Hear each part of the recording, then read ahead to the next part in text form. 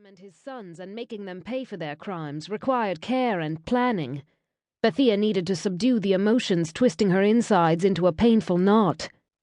She knew that she would also need some help, and she could not count on finding any amongst the cowed people of Duncraig.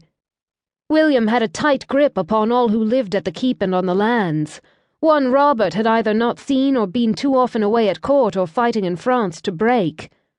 Robert's naivete or neglect had cost him and Sorcha their lives. Bethia had no intention of allowing James to join them in their cold grave. "Your father was all that was brave and honourable," Bethia told little James as she entered the small dark room they shared. "But he should have watched his home fires much more carefully, laddie." She settled the yawning child in his cradle and sat on the edge of her small, hard bed to watch him. Sorcha's brilliant green eyes blessed his sweet little face, and his hair was only a little brighter than his mother's. The envy Bethia had sometimes suffered over her sister's often acclaimed beauty now seemed petty and sad. She might have a duller, browner hair colour and the curse of mismatched eyes, as well as a far less womanly figure than her sister's, but she was still alive.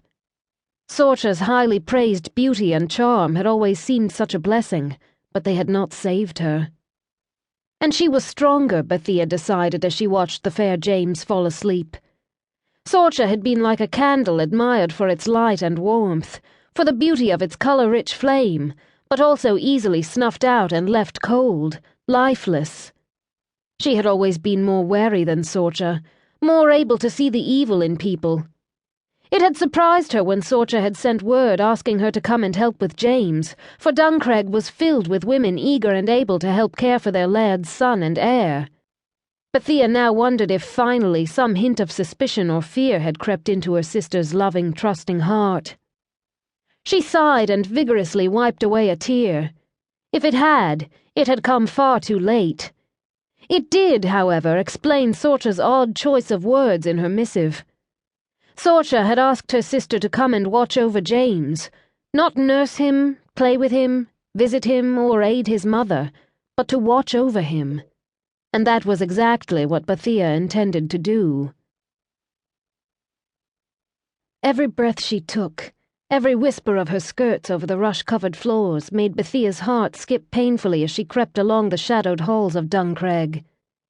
She knew how to be quiet, yet that skill appeared to be failing her miserably. No outcry came, however, as she made her way through the keep and out into the bailey. It had taken her 3 torturous days to find a way out of Duncraig, one she could possibly get to unseen, and it felt as if it was taking her almost as long to get to it. And every step of the way she was terrified that James, so sweetly oblivious to the danger he was in, would make some sound that would give them away. For each minute of those 3 days she had wavered between doubting her suspicions and searching for a way to flee unseen.